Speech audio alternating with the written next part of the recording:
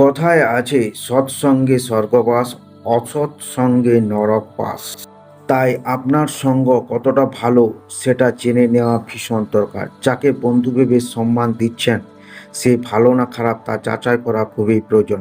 আর এই যাচাই কিভাবে করবেন সেটা আজকে জানাবো হবে এই প্রতিবেদনে। চলুন জেনে নিন কিভাবে আপনি জানাবেন আপনার বন্ধু কতটা মজবুত।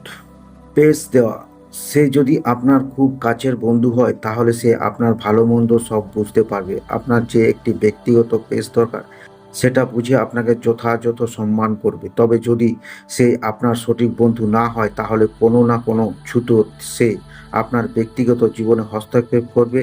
এমনটা হলে আপনি বুঝতে পারবেন আপনার বন্ধু মোটেই ভালো নয়। যথাযথ কেয়ার করবেন না।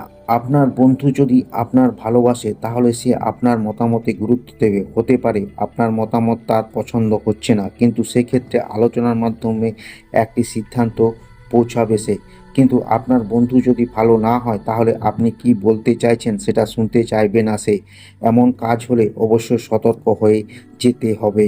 ক্ষমা চাওয়া, বন্ধুদের সম্পর্কের মধ্যে অনেক সময় ভুল বোঝা হয়ে যায়। ভালো বন্ধু সেই যে ভুলটা বুঝে আপনার কাছ থেকে ক্ষমা চেয়ে নেবে। আপনার বন্ধু যদি আপনাকে ভালো না বাসে তাহলে অবশ্যই সে তার কৃতকার্যের জন্য ক্ষমা চেয়ে নেবে আপনার থেকে।